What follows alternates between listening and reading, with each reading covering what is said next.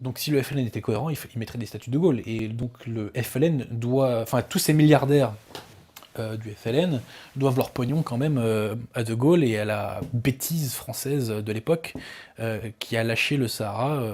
Enfin, moi je pense qu'on a dû le garder, hein, le Sahara. Je dis Mais on franchement. n'aurait jamais pu le garder sans les Algériens. Ah mais non mais il n'y a pas d'Algérien au Sahara quasiment, Ouais, démographiquement mais comment parlant. on aurait fait? On aurait fait couper le pays en deux. On aurait fait un pays On indépendant aurait au eu des, nord et une colonie. on aurait eu des accords avec le Maroc, on aurait eu des accords même avec l'Algérie, hein, tu sais, on aurait pu faire des accords de libre-échange et puis on vous donne une partie du bif, hein, tu vois, c'est... Mm. Il y avait moyen de s'arranger, tu Ouais, ouais, penses? bah, bien évidemment, ouais. Mais tu penses que, par exemple, toi, tu penses que c'était inéluctable l'indépendance de l'Algérie ou alors il y aurait pu avoir une Algérie C'est française? une très Parce bonne que question. ça, c'était une question qui se posait dans les années 50 en France, quand Euh, même. Mm. c'est difficile comme question. Il y a un livre que j'aime beaucoup de Bachaga Boualem, pardon, Mm. qui s'appelle Mon pays la France. C'est un Algérien musulman qui était pour l'Algérie française Mhm. et dont la fille, je crois, s'est mariée d'ailleurs avec le fils d'un leader de l'OS, tu vois. Euh, bon, en fait, pour dire, à terme, l'Algérie, pour rester française, aurait dû se convertir au christianisme, si tu veux. Euh, à partir du moment où tu as une masse culturellement non française, tu vois, et à partir du moment où tu veux que ces gens-là ne soient plus soumis au statut d'indigène, euh, en fait, la seule solution, c'était de les convertir au christianisme. Ce que Louis-Philippe a refusé. Louis-Philippe a interdit les conversions en Algérie. Parce que lui, qui était franc-poisson, ne voulait pas augmenter les rangs du camp d'en face. Pas bête. Hein. Mais à partir du moment où on n'a pas converti ces gens-là, à partir du moment où on ne leur a pas fait partager notre civilisation, tu vois ce que je veux dire? À partir du moment où on ne leur a pas donné notre socle civilisationnel, euh, à terme, il ne pouvait pas y avoir C'était pas d'Algérie. possible, d'accord. Par contre, on aurait pu faire une partition du territoire, tu vois, on aurait pu... Enfin voilà, il y avait... De Gaulle a... Il a bâclé un peu cette affaire de Gaulle à Non, la il fin. a pas bâclé un peu, il a Ouais. complètement bâclé, il a tout lâché. C'est rigolo, c'est que lui a fait en Algérie ce qu'il a reproché à Pétain. C'est que il a tout lâché au FLN, De Gaulle. Il a tout lâché et pense, ne jamais oublier une chose quand même, c'est qu'il a abandonné 1,5 million de Français. Ouais. De Français. Il a abandonné 1,5 million de Français. Et Que penser d'un homme qui agit de la 300, sorte? 400 000 harkis aussi au Bien passage. sûr. Parce que les harkis. Mais si tu veux, je vais dire un truc. Bon, qu'il y a un fond de racisme chez De Gaulle, Mm. je ne l'excuse pas, je ne dis pas que c'est pas grave, mais on comprend la logique, si tu veux. Maintenant, quelle est la logique de quelqu'un qui se dit patriote et qui abandonne 1,5 million de ses compatriotes? Ces gens-là, ce monsieur-là, vient donner des leçons de patriotisme à Pétain? On se fout du monde. C'est une plaisanterie. Et toutes les casseroles de Vichy réunies ont fait moins de morts que le massacre des Harkis, je le rappelle quand même. Hein. Je le rappelle. Et toutes les casseroles réunies de Vichy n'ont pas conduit à ce drame humain drame humain. qu'a été l'exode des pieds noirs. Hein. Bon, je m'en Parce que les harkis, c'est vrai qu'on a appris que même il y en a certains que les militaires français faisaient passer dans les bateaux clandestinement. Bien sûr, c'est Arrivant en France, les autorités les reprenaient, les renvoyaient en c'est, Algérie à la mort, quoi. C'est l'armée française qui a sauvé l'honneur sur la question des harkis. Oui, c'est ça, oui. C'est oui. l'armée française. Parce que semble-t-il, ce sont des officiers qui désobéissaient aux ordres et Bien qui, sûr, ouais. qui ramenaient en fait les familles avec eux en C'est disant tout à fait. on se moque des ordres. Là, pour le coup, les harkis se sont vraiment fait enfiler. Hein. C'est Ouais. vraiment atroce ce qui leur est arrivé. Sachant qu'il y avait beaucoup plus, pendant la guerre d'Algérie, il y avait beaucoup plus de harkis que de combattants du FLN. Hein. Il faut le savoir, ça, hein, en termes de chiffres. Anis Al-Faïda te parlait mieux que moi de cette question-là. Mhm. Donc voilà, donc l'Algérie, vaste question, très vaste question, question très compliquée. Mais à partir du moment où on ne partage pas un socle civilisationnel commun, on ne peut pas vivre ensemble. Et ce que je te dis pour l'Algérie de l'époque vaut pour la France d'aujourd'hui. Ouais. Ça va plaire. On me dit quand on regarde le FLN, c'est crimineux, ça s'annonce mal avec nos 7 millions d'Algériens. Voilà, donc je comprends pourquoi ça s'embrouille sur le chat. Effectivement, il y a les deux visions qui s'opposent. On va pas repartir quand même sur... Parce que tu vois, cette affaire d'Algérie, ça me fait penser un peu comme Pétain de Gaulle. J'ai l'impression que c'est pas soldé tout à fait entre la France. Non, mais c'est pas soldé, bien sûr que non, que c'est pas soldé. Bien sûr que non, que c'est pas soldé. Et notamment parce que, si tu veux, les Algériens qui sont en France, qu'ils aient la nationalité française ou pas, n'ont pas d'Algérie. Oui, c'est... Bah, oui. Mais je dis, mais je comprends tout à fait votre rancune. Je la comprends tout à fait. Maintenant, les mecs, on peut pas avoir le beurre à l'argent du beurre. Hein. On peut pas avoir la haine de la France à l'ERSA. Bah oui, mais regarde, par exemple, voilà, toi t'es né dans les années 80, ça faisait 20 ans que c'était à l'indépendance d'Algérie, t'as plus rien à voir, toi. En outre. Enfin, toi, en tant qu'Adrien, t'étais pas mêlé ni politiquement, ni de près, ni de loin à cette affaire d'indépendance Algérie. Dis-moi, on n'était pas nés quand Tout tout à ça fait. est arrivé. Mais est-ce qu'on doit encore supporter le poids de ça encore après Moi personnellement, je t'avoue que moi la colonisation, bon j'aurais préféré qu'elle n'ait pas lieu, et d'ailleurs on la paye très très lourdement la colonisation, c'est ce que je veux dire. Hein. Moi tu vois, tu Mais est-ce prends- que c'est, y a pas un paradoxe? Alors justement, c'est intéressant ce que tu dis parce que on le paye effectivement les conséquences peut-être aujourd'hui. Mais est-ce que la France, sans la colonisation, elle aurait connu la grandeur, tu parles de quoi là? la grandeur internationale, la présence Non mais internationale? attends.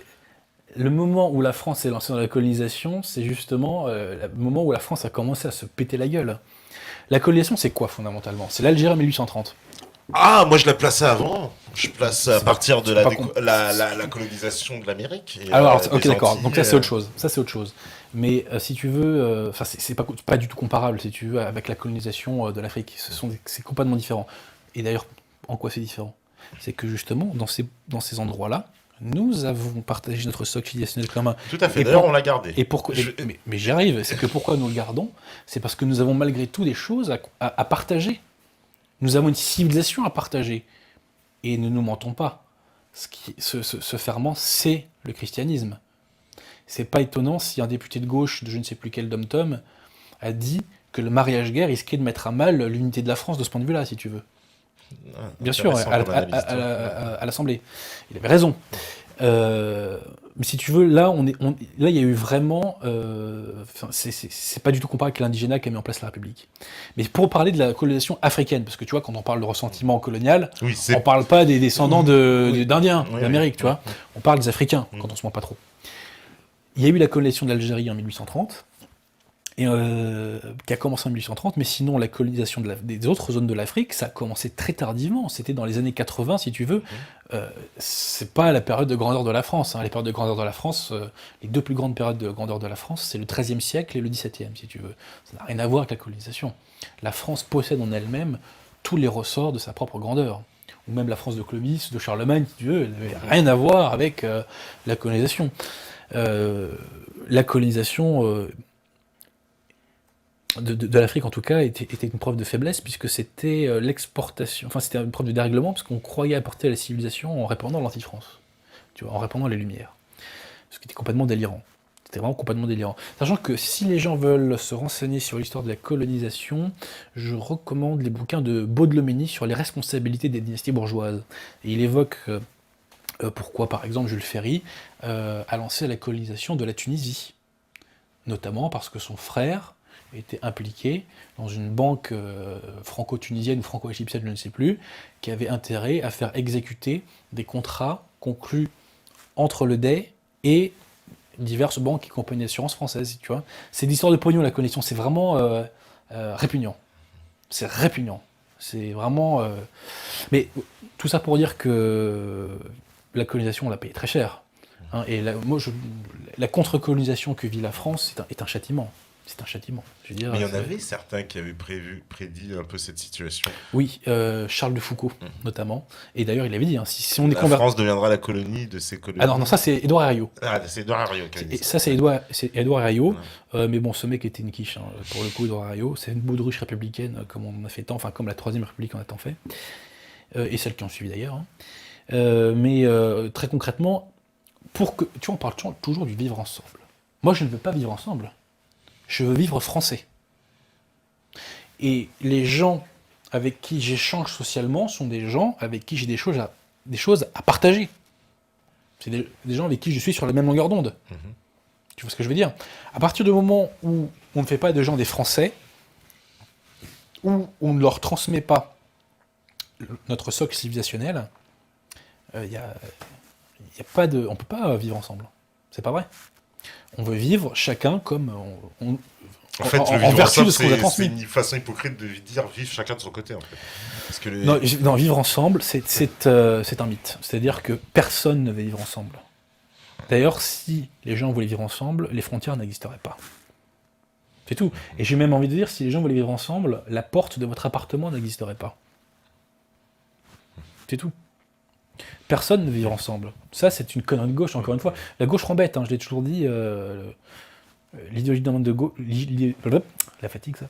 L'idéologie dominante de gauche rend con, et ça te fout dans le crâne des maximes comme le vivre ensemble, comme l'immigration chance pour la France, comme l'Union européenne propage la paix, etc. Enfin, voilà. Alors, me dire en quoi la différence de socle culturel commun est-elle un frein au vivre ensemble, justement? Parce que, Selon vous, la solution serait-elle une sorte de communautarisme ou de société non, communautaire? la solution, c'est la réaffirmation culturelle de la France, pour que les Français renouent avec l'âme de leur pays, et ensuite, dans un deuxième temps, la remigration, sachant que tout cela s'enchaînera. Maintenant, en quoi le fait de ne pas avoir la même culture euh, empêche le vivre ensemble, ou de partager, si tu veux, au quotidien, je te dis, regardez autour de vous. Quand on n'a pas la même culture, on ne vit pas ensemble. C'est tout.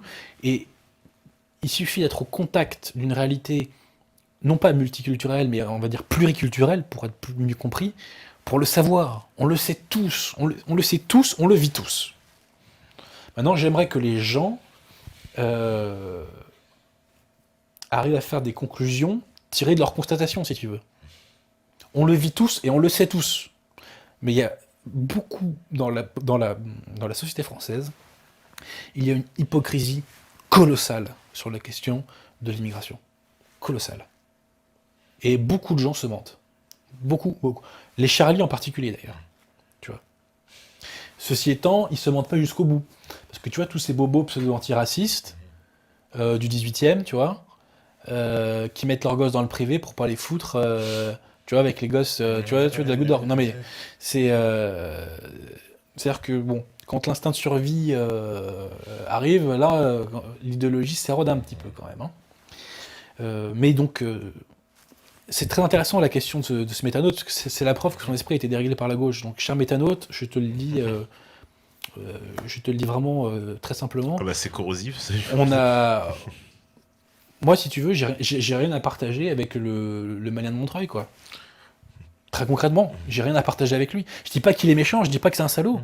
Je dis que je n'ai rien à partager avec lui. Je pense que si je lui parle de Baud de Ménil, il en a rien à foutre, quoi, concrètement. Et que tu penses que les socles culturels sont complètement.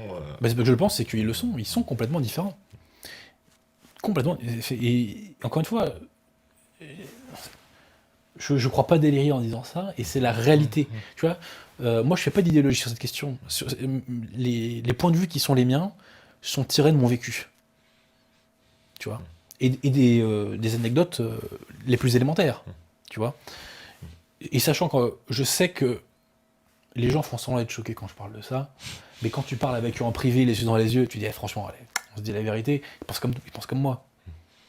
Mais il y en a beaucoup qui n'osent pas parler aussi. Oui, parce qu'elle est sûrement politiquement correcte, parce qu'on a peur de se faire traiter de raciste. Oui, parce que si on parle, je veux dire, allez, ouvertement d'immigration, quelqu'un qui se positionne contre, immédiatement il est taxé de raciste. On va dire, si tu es contre l'immigration, c'est que tu es raciste. Alors que ça n'a aucun rapport. Tu vois, moi, personnellement, en tant que chrétien, je condamne le racisme. Tu vois, il ne faut pas être dans la haine de l'autre, au motif qu'il n'a pas telle ou telle étiquette.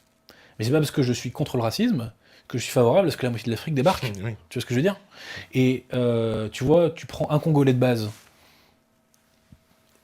tel Congolais de base est contre le racisme, mais si tu le dis au fait, est-ce que ça t'intéresse que la moitié de l'Europe applique? Ou la moitié de l'Asie? Je suis pas certain qu'il valide. Je suis pas certain qu'il valide. Bah d'ailleurs, bon, ça, je prends l'exemple, mais au Cameroun, au Nigeria, il y a des manifestations effectivement contre la présence de l'immigration chinoise. Puisque les Africains sont excédés un peu pour les mêmes raisons, puisqu'ils pensent que les Chinois vivent trop entre eux, ne se mélangent pas, etc. Mais l'immigration est une violence. C'est une violence, tu vois. Moi, je souffre physiquement. Tu vois, quand je suis allé à la Courneuve, j'ai souffert physiquement. Le spectacle qui m'est offert est un clash visuel. Parce que je suis dépossédé de mon pays. Et je ne me sens pas chez moi. Et j'ai raison de ne pas sentir chez moi. Et quand je suis chez moi, je me sens en sécurité. Mais quand tu n'es pas chez toi, bah, tu te le sens moins. Parce que tu n'es pas maître des lieux. Alors, on me dit, Adrien aurait-il quelque chose à partager avec Kevin, candidat des ch'tis à Mykonos? Ouais, bon, ça je... Ouais, mais Kevin, candidat des ch'tis à Mykonos, tu vois, il a en lui une anthropologie française. Donc, en fonction de son libre arbitre, en fonction de ce qu'il a en lui, soit il basculera dans le jacobinisme, soit il retournera vers l'âme de la France. Et tu vois, moi, il y a beaucoup de gens qui me contactent et qui me disent, j'ai été un débile, tu vois, pendant des années, et puis là, je redécouvre mes racines, je redécouvre la religion, et c'est une deuxième vie. Et tu vois, donc moi, ce Kevin Deshti, bon, je sais pas qui c'est, hein, mais je dis, il a en lui une anthropologie, entre guillemets, réveillable, tu vois, que le Malien de Montreuil n'a pas. Le Malien de Montreuil, il est malien, c'est parfaitement respectable, j'ai aucun problème avec ça, mais je ne peux pas éveiller en lui, si tu veux, ce qui est réveillable en lui, ce n'est pas l'anthropologie française, c'est l'anthropologie malienne. Il sera peut-être plus, influencé par un Kémy Séba, par exemple, le discours d'un Par Kémy Séba. exemple. Alors là, ils ont mis des pavés, les mecs. Un petit peu court, là. Là, ouais, faites un peu plus court. Là, Issa Azad, là, c'est un petit peu long. C'est bon.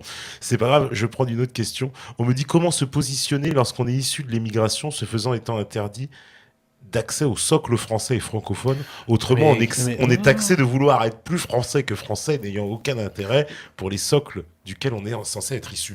Là, il parle du chantage. C'est vrai qu'il y a un chantage qui s'exerce sur ces... Je vais te dire un truc. Si cet individu ne se sent pas de lien avec le socle de ses parents, et que il se sent, proche du socle français, c'est très bien pour lui, mais moi j'attends qu'il le soit vraiment. C'est-à-dire, pas un pied dedans, un pied dehors. Tu vois ce que je veux dire ? C'est ou l'un ou l'autre. Après, moi, personnellement, je n'ai rien contre le fait qu'on adopte véritablement le socle français.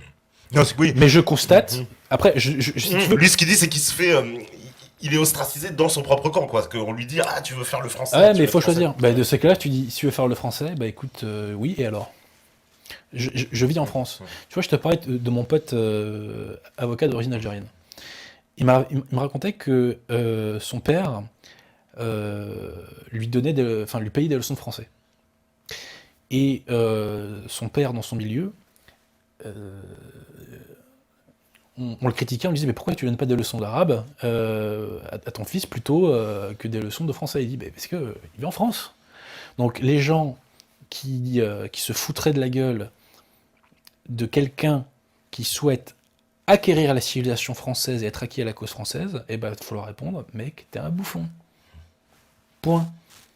C'est tout. Inverser le valeur, parce que pour le moment, on va dire dans les quartiers, c'est celui qui prendrait la France qui est pris pour le bouffon. J'entends bien, mais est-ce que les gens des quartiers sont des modèles de réussite ? Est-ce que l'économie parallèle est un modèle de réussite ? Est-ce que le chômage de masse est un modèle de réussite ? Et je dis ça sans mépris. Je constate qu'il y a une réalité qui est comme ça. Tu vois, moi, tu vois, mon pote avocat dont je te parlais, il venait d'une cité, il y avait des dealers et compagnie. Il en a rien à foutre des ondis. Et est-ce que tu crois pas que allez, je vais l'appeler la Kaira culture, qui est la culture favorite la street crédibilité, la culture favorite en tout cas de chaînes de télé comme Canal+, qui adore mettre ça en avant à travers des reportages, des animateurs, des attitudes, etc.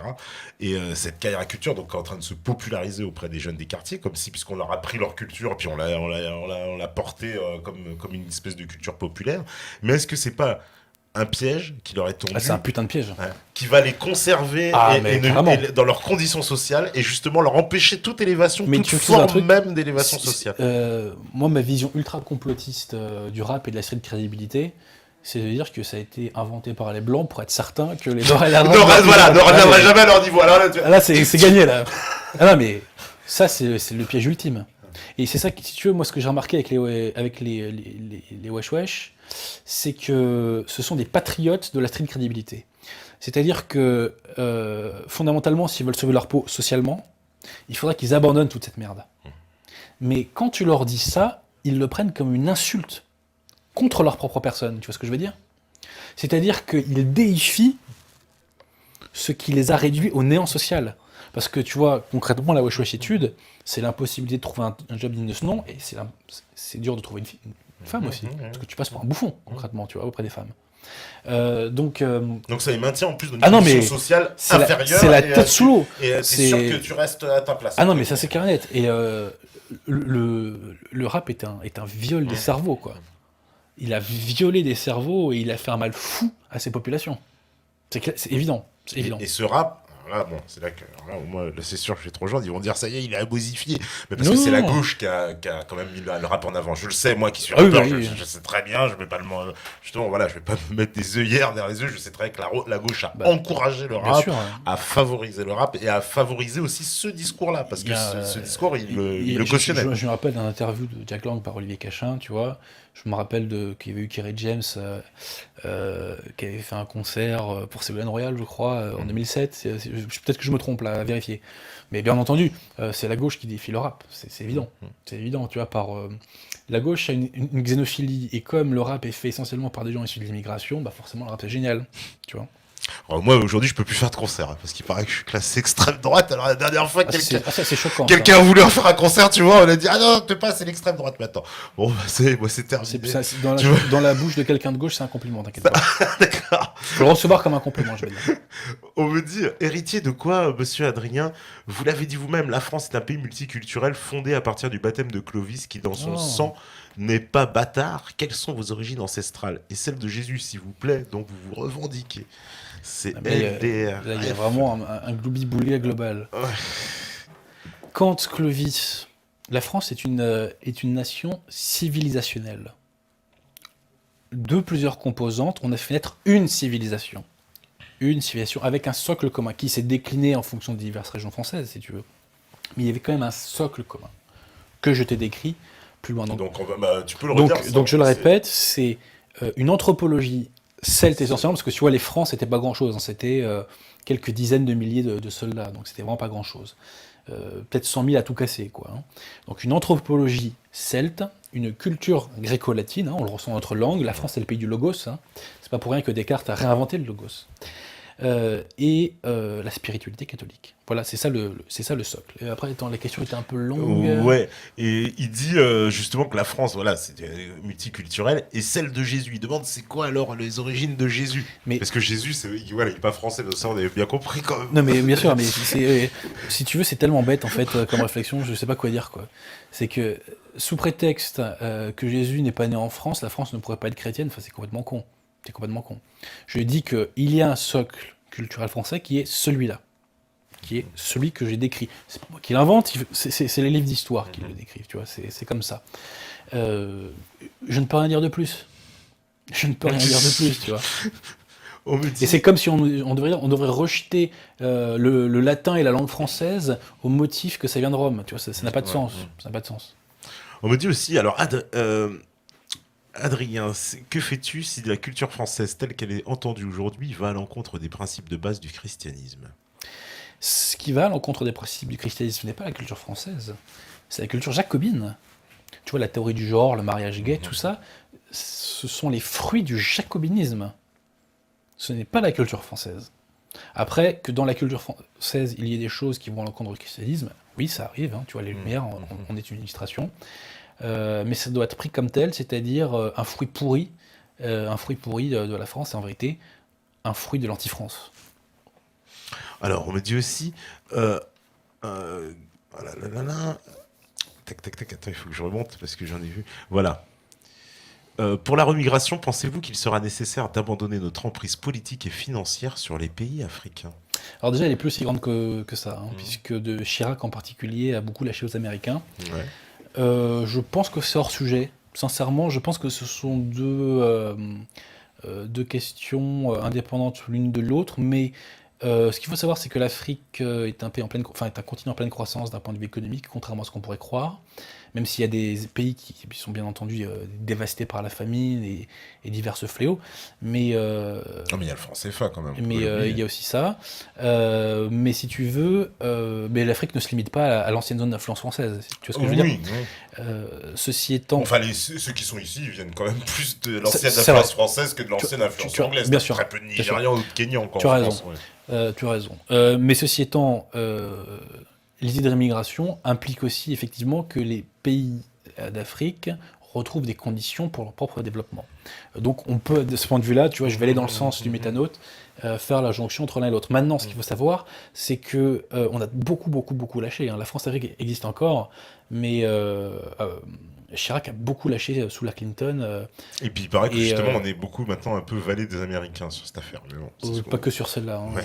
Je vais te le dire. Ça, à la limite, s'il y avait que ça serait pas mal. Ça serait pas mal. On me dit, mon petit Adrien, permettez-moi, Je suis je grand, pourrais être votre grand-mère. Donc, où vais-je si votre projet de France théocratique se réalise? Je suis française depuis au moins mon ancêtre Jacou le Croquant. Je suis ni de droite ni de gauche. Bien que baptisé et élevé dans la religion, je suis devenu agnostique à 20 ans et positivement athée. Bébête, comme vous dites, après 45 ans. Non, je ne suis pas pucelle non plus, j'ai 2 enfants et 2 petits-enfants. Alors qu'allez-vous faire de moi me clouer Ah, sur la mais- croix? C'est John Geneviève mais- Taboui. mais On lui passe le bonjour. Mais, Geneviève. mais ma chère Geneviève, vous êtes une jacobine, vous avez le droit de l'être, mais moi j'ai le droit d'être français. Parce qu'elle elle est fâchée. Mais Geneviève est fâchée parce que le pire ennemi du jacobin est le français. Le jacobin aime l'algérien, il aime le marocain, il aime le chinois, il aime l'israélien, il aime le saoudien, le il français aime n'aime l'hindou. pas. Mais non, parce que le français est son rival. C'est le français qu'il doit effacer pour faire venir le nouvel Adam, pour faire venir l'homme nouveau. Donc, chère Geneviève, vous êtes une jacobine et c'est votre droit le plus strict. Mais moi, mon droit le plus strict, c'est d'être un ennemi de l'anti-France et d'être un Français fidèle à l'héritage spirituel de la France. Bon, voilà, Geneviève, Mais en tout cas, ça ne retire pas le fait que Geneviève est très certainement une bonne mère. voilà, etc., non, mais etc. tout plus grand respect pour Geneviève. Bien entendu. Alors, on me dit, le socle civilisationnel dont tu parles, Adrien, n'a-t-il pas été surtout vécu par une certaine élite et non par toutes les couches de la population française? Mais bien sûr que non. Une société ne peut tenir que si des valeurs communes sont partagées. Sinon, c'est l'anarchie. Tu vois ce que je veux dire? Donc c'est ça qui a fait donc, sinon, voilà. la société française n'aurait pas pu... C'est comme si tu me disais ouais, par exemple, est-ce qu'aujourd'hui en Arabie Saoudite, il n'y a que les élites qui sont musulmanes? Tu vois, ben non. De toute façon, par définition, si tu veux, un peuple, qu'est-ce que c'est? Un peuple, c'est un regroupement d'individus qui, plutôt, ce sont des individus qui se réunissent pour faire vivre une culture qu'ils ont héritée et qu'ils veulent transmettre. Donc, par définition, il y a ce lien dans une communauté de base, si tu veux. Donc, s'il n'y avait eu que les élites, il y aurait eu un délitement de la nation française depuis très longtemps, sachant que n'oublions pas que la France est le plus vieil État-nation du monde. Nous sommes un État-nation qui a 1500 ans. La société française est la plus vieille au monde. Nous sommes le pays enraciné par excellence. Tu vois. Nous sommes le pays de la transmission par excellence. Mais attends, même les Chinois, ils sont plus vieux. Alors, les Chinois, tu as raison, la civilisation chinoise est plus vieille, mais si tu veux, la Chine en tant qu'État unifié, les moins. Mais admettons, on est le deuxième, mais bon, tu vois, c'est pas... Bon, le premier en Europe. Et de loin, et de très très loin. Alors, on me dit quoi encore? Adrien, les méthodes jacobines se retrouvent chez de plus en plus de pays. Pensez-vous à une conspiration mondiale? Non, non, c'est l'évolution... si tu veux, c'est une lente déréglementation de l'esprit des civilisations européennes, qui a commencé en vérité, il faut remonter assez loin, il faut remonter à l'humanisme, c'est-à-dire au XIVe siècle, où ça a vraiment commencé il y a vraiment eu un dérèglement, si tu veux, des esprits qui était lent, qui était progressif, avec un règne de la matière qui allait en s'accroissant. Sachant que le coup de grâce a été donné par l'Angleterre lorsqu'elle a pris la place de la France en 1815, où là vraiment elle a imposé, si tu veux, ses normes. Elle a imposé, mais les autres pays l'ont accepté, hein. C'est-à-dire une norme de mercantilisation, si tu veux, elle a imposé l'heure du commerce, de l'industrialisation à outrance, etc. Le modèle économique français dans ces régimes est très très très différent de ça. Nous primer la qualité, si tu veux, du produit sur la quantité. C'était un autre monde. C'était un autre monde. C'est pas une conspiration, c'est juste que les anglo-saxons sont les plus forts depuis maintenant, hélas, très longtemps. Qui ont imposé leur système. Alors, je vais reprendre les dernières questions, parce que là où je pourrais pas tout prendre, hein, les gens, je préfère vous le dire. On me dit, alors, moi, Adrien, français arabe athée, il doit faire quoi en France? Je suis considéré comme un musulman alors que je ne crois pas en cette religion, tout comme Jésus et Moïse. C'est une très bonne question, mais après, si tu veux, là tu me parles de cas individuel. Oui, c'est...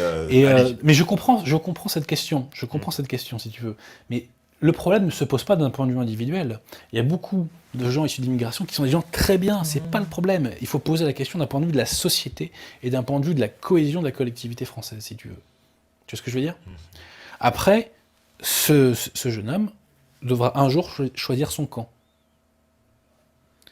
Et tu sais, il y a cette phrase, je crois que c'était de Raymond Aron sur Giscard d'Estaing, qui disait « Son drame, c'est qu'il a oublié que l'histoire est tragique ». Eh bien, le drame aujourd'hui, c'est que la société de consommation a tellement abêti les consciences en tout cas beaucoup de conscience, qu'on a oublié que l'histoire est tragique. Et nous avons malgré tout encore un certain confort matériel, tu vois. On est les enfants gâtés de l'histoire d'un certain point de vue. Même si d'un autre point de vue, on est des enfants persécutés de l'histoire, parce que la contrepartie de ça, c'est l'aveuglement spirituel, et c'est la damnation, tu vois. Mais bon, ça c'est un autre débat. Mais donc pour en revenir à ce jeune homme, il devra choisir, mais choisir vraiment. Et je précise que le baptême n'est interdit à personne, hein. Ouais. Soit dit en passant. Soit dit en passant. On me dit, alors, Maurras qui était agnostique, était-il français ou jacobin? C'est beaucoup plus compliqué comme question. Ah. Mais je veux dire, c'est vrai que Maurras avait des crises de foi, mais ce qu'oublie ce métanote, c'est que Maurras préconisait pour la collectivité française le catholicisme. Tu vois ce que je veux dire? Maurras a eu des crises d'athéisme, mais il préconisait que le cadre français respecte ou se fonde sur la base du catholicisme, tu vois. Un peu comme, justement, bon, on parlait tout à l'heure colonisation, cette colonisation en Amérique où on demandait aux Indiens, en fait, s'ils voulaient devenir français, juste de se convertir au catholicisme. Tout à fait. C'est l'édit de Richelieu. Voilà, l'édit de Richelieu, et c'était une condition de dire, bah voilà, il fallait être catholique. Finalement, ça se voit bien qu'on s'en foutait avec la couleur, finalement. Non, mais le peuple français n'est pas raciste. Mais il faut le rappeler quand même, cet épisode. Pour vivre ensemble, il faut partager un socle civilisationnel. Et ce que je dis là, c'est délirant que j'allais le dire, tellement c'est évident. Tu vois ce que je veux dire? C'est tellement évident que, enfin voilà, c'est. Non, mais ça veut dire que si un des trois socles que tu as dit, ça peut quand même fonctionner, puisque là, on proposait à ces Indiens de devenir français sans être d'anthropologie celte. Oui, tout à fait, parce qu'ils respectent le cadre global et parce qu'ils ne cherchent pas à l'altérer. Tu vois ce que je veux dire? Et aussi parce que c'était aussi des cas minoritaires. Tu vois, parce que si c'était des millions d'Indiens, on aurait un petit peu plus serré la vis. Mais ce qui est important, rappelle-toi, c'est la métaphore du bateau. Tout le monde ne correspond pas forcément aux composants du bateau. En revanche, le bateau, il est comme on est. Donc qu'il y ait des Français de diverses religions, pourquoi pas, mais, et d'ailleurs il y a eu des patriotes qui n'étaient pas catholiques, hein, il y a eu des patriotes protestants, il y a eu des patriotes juifs, je pense à Marc Bloch notamment, tu vois, mais ces gens-là, leur point commun, c'est que c'était des putains de patriotes, et qu'ils aimaient la France telle qu'elle est, ils aimaient leur cadre. Marc Bloch, par exemple, tu vois, un historien que j'aime beaucoup, a écrit un très beau livre sur la société féodale. C'est-à-dire que la France est comme ça, et on ne la change pas, et on l'aime telle qu'elle est, et on la défend telle qu'elle est. Et pas pour ce qu'on voudrait qu'elle soit. Alors, qu'est-ce qu'on me dit? Accepteriez-vous un débat avec Alain Soral? Ouais, mais je vois pas sur quoi. Ouais, sur quoi ça va Après, c'est vrai que, bon, si tu veux, c'est... ça serait un peu un dialogue de sourds, c'est que je crois qu'il est gaulliste, moi je ne le suis pas. Il est de gauche, moi je suis de droite. La remigration, je sais pas vraiment s'il est pour, mais bon, en tout cas moi je le suis. La réconciliation, je sais pas ce que ça veut dire. Donc, ouais. Bon, j'ai rien contre, hein, mais bon. Il y a Obluda lui dit, étant allé dans un rassemblement royaliste, j'ai été ridiculisé comme voulant faire plus français que français. À nouveau parler de deux camps. Effectivement, comme Topal avait suggéré. Ça ne m'a pas découragé, mais navré. Moi, je connais beaucoup de royalistes. Sincèrement, c'est vraiment pas le genre de la maison de faire ce genre de truc. Alors après, on peut toujours tomber sur des cons, ça c'est vrai. Mais généralement, c'est pas du tout le genre de la maison de faire ça. Et ils sont très ravis de voir des gens qui viennent vers eux. Après, il faudra choisir son camp. C'est-à-dire que si on est intimement acquis à la cause française, il faut aller au bout du raisonnement, il faut pas s'arrêter en chemin. Tu vois, moi, j'ai beaucoup entendu, tu vois, de maghrébins me dire ah mais attends, mais moi j'ai un petit côté franchouillard et tout ça, et puis dans la phrase d'après, il parle du Maghreb et il dit ouais, mais tu sais, là-bas, on est comme ça. Et il s'inclut dedans. Il dit attends, t'es franchouillard ou faut savoir, tu vois, faut te positionner, quoi.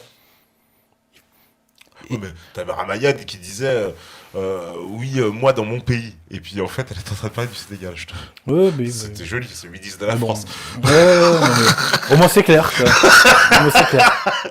D'ailleurs, c'est marrant parce qu'elle dit bah, vous m'avez au Sénégal, mais vous m'avez compris. Oui, on a compris d'ailleurs. Mais ceci étant, j'aimerais qu'Emmanuel Valls dise aussi dans mon pays quand il parle de la République, pour qu'on comprenne bien qu'il ne parle pas de la France. Parce que Emmanuel Valls a quand même déclaré que l'extrême droite ne méritait pas la France. Je dis quelle ordure. Mais la gauche qui est l'anti-France par définition, ose se permettre de dire qui mérite la France ou pas. Non mais allez vous faire foutre, hein. Franchement. Voilà. En tout cas, je reprends allez, les dernières questions. On me dit, au XVIe siècle, quel était le socle commun entre un Normand et un Breton?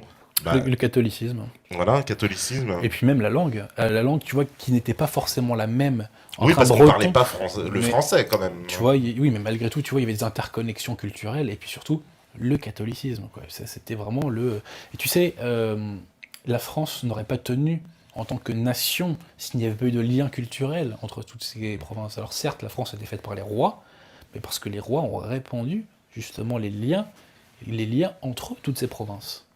Sans lien culturel, ça pète. Regarde la Belgique, hein. Et question subsidiaire, les Corses, c'est des Français? Bien sûr, ouais. Ouais. Bien sûr. Après, il y a peut-être des Corses qui, eux, ne se considèrent pas comme français, mais ils sont cohérents parce qu'ils rejettent le socle. Tu vois ce que je veux dire? Tu le rejettes, t'as le droit. Moi, ce qui m'intéresse, c'est la cohérence. D'accord. Mais pour moi, bien sûr, ils sont français, les Corses. D'accord. Et d'ailleurs, j'aime beaucoup la mentalité corse, sur beaucoup de sujets, dans beaucoup de domaines. C'est peut-être la région la moins déracinée de France. Bah ça leur plaira. Non, mais c'est évident, si tu veux. Bon, faut pas s'embrouiller avec ils les ont- Corses, de toute façon. On connaît. Les Corses, Faut les Corses toujours être- ont un très grand amour de leur île. Et je sais respecter ça. Oui, mais ils ont un nationalisme aussi quand même. Oh, c'est choquant, là. Ça, Ah, c'est choquant. je mets le mot sur un. Mais quand même, on peut parler un peu de nationalisme encore. Alors, je vois ce que tu veux dire, autant pour moi, au sens séparatiste, oui. Oui. Sincèrement, je suis pas convaincu que ça soit si majoritaire que ça. Tu sais qu'en 2003, il y avait eu une loi pour réformer les statuts de la Corse et en somme pour accroître son autonomie. Les Corses ont voté contre. Ils ont voté contre, tout à fait. Il y avait la réunion des deux départements en une collectivité je unique. saurais plus te dire Ouais, précisément. c'était ça, ils ont refusé. Ils ont dit Mais non. tu vois, donc les choses sont un peu compliquées.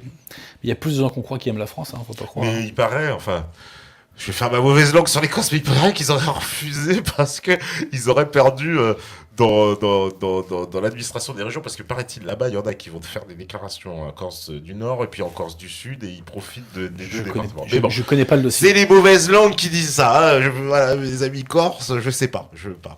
En tout cas, voilà. Alors, allez, tiens, dernière question. As-tu changé de position sur Robespierre?